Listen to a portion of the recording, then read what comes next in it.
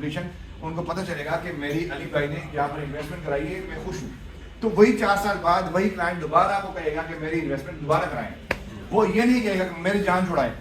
ایسے ہی پروجیکٹس پہ پیسہ بائی لاس پاکستان میں کوئی قانون نہیں ہے, آپ کے پیسے لوگ آپ سے لے لیتے ہیں, اس ریکوائرمنٹ جو کہتے ہیں اس کے مطابق بلڈنگ نہیں بنائی جاتی, پھر اس کے ساتھ ساتھ اس ٹائم پہ نہیں بنائی جاتی. یہ دوسری بات ہوئی.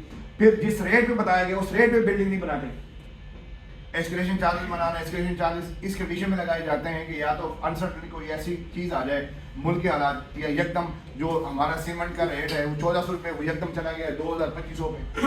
تو جو ڈیولپر پروجیکٹ ڈیزائن کرتا ہے نا, وہ اپنے جو اخراجات نکال کے پروفٹ دے کے پھر ڈیزائن کرتا ہے. ایسے ہی اب ہم نے ڈیزائن کیا ہوا ہے, سپوز ایک مثال کے طور پہ 10,000 روپے چلا گیا یکدم 15,000 پہ ہماری کاسٹ چلے گی, تو ڈیفینیٹلی اس صورت میں لگائی جاتی ہیں. یا جس ٹائم پہ کووڈ آیا تھا, ملک بند تھا, چیزیں 3 سال کام نہیں کرنے دیے, 2 سال, پھر اس کے بعد ریٹ سے اوپن ہوئے تو اور ریٹ تھے.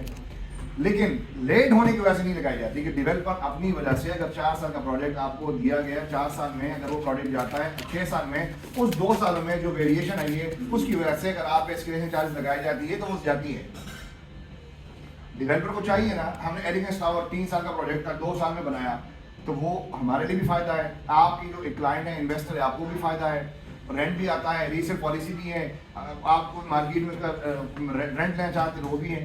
اسی طرح سے انشاءاللہ وائس ٹاور بھی ہوگا, بیفور ٹائم انشاءاللہ ڈیلیور ہوگا. عید سے پہلے میں نے آپ کو بتا دیا کہ ہم انشاءاللہ بیسمنٹ کی چھت ڈال دیں گے, اور اس چھت اس سے ابھی ہمارا کام کیا ہے کہ رافٹ کی جو ہے نا ہم اس سے پہلے لین کی جاتی ہیں, وہ 3 سے 4 انچ کی ہوتی ہے.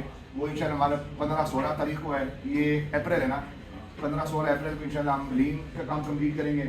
اس کے اوپر وہ لین ہوگا, تقریباً 5 سے 6 دن کا پروسیس ہوگا.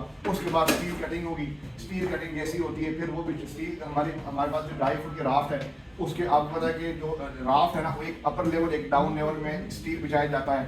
اسی رافٹ میں سے, وہ رافٹ بیسیکلی جان ہے کسی بلڈنگ کا, اسی رافٹ میں سے کالمس نکلتے ہیں, ٹھیک ہے, وہ کالم مرج ہوتے ہیں رافٹ کے اندر, اس کی کٹنگ ہوگی.